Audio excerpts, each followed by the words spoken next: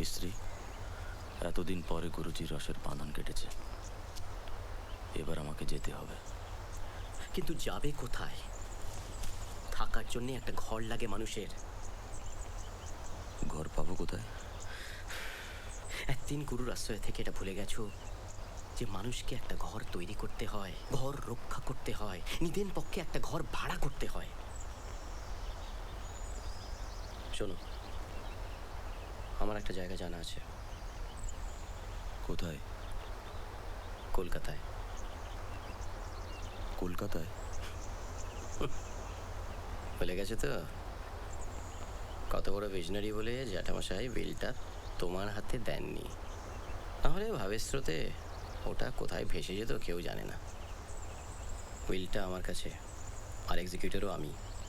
মানে জ্যাঠামশাই তার নিজের অংশ আমাকে দিয়ে গেছেন? তাহলে বলছি কি, চলো সবাই সেখানেই যাই। তোমরাও যাবে গুরুজিকে ছেড়ে? তোমাকেই গুরু মেনেছি। একদিন বুদ্ধির উপর ভর করলাম, দেখলাম সেখানে জীবনের সব ভার সয় না।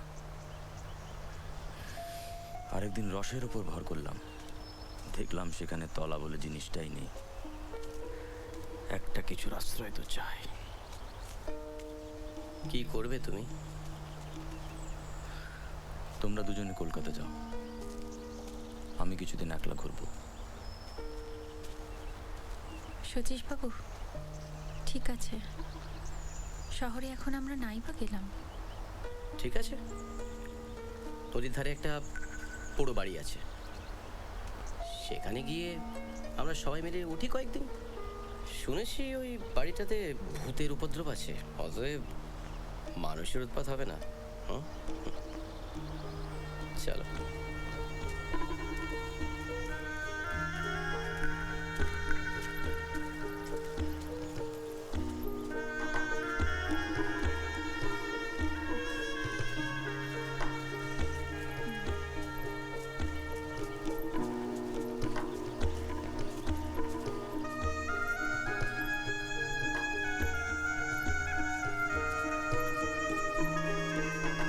এসো।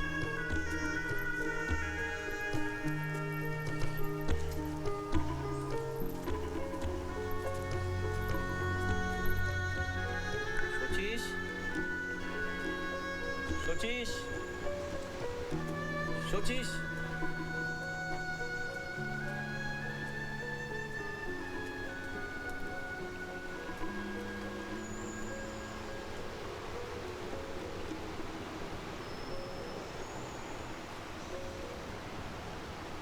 তোমার তো দেখছি এখানে আসার পর থেকে কোনো নিয়মই নেই।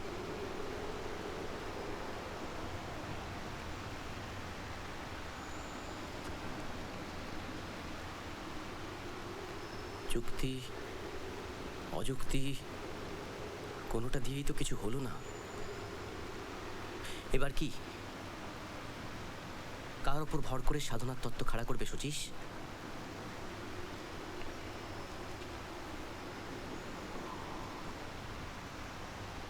বিশ্রী, আজ আমি স্পষ্ট বুঝেছি, আর সব জিনিস পরের হাত থেকে নেওয়া যায়, কিন্তু ধর্ম ধর্ম যদি নিজের না হয় তাহলে তা মারে, বাঁচায় না।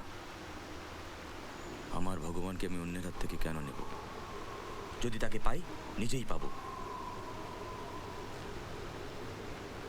আইডিয়া দিয়ে কিছু হবে না, তত্ত্বে মানুষ বাঁচে না। আগেই বলেছিলাম, দেখি তোমার আইডিয়া তোমাকে কত দূর নিয়ে যায়। কি হলো?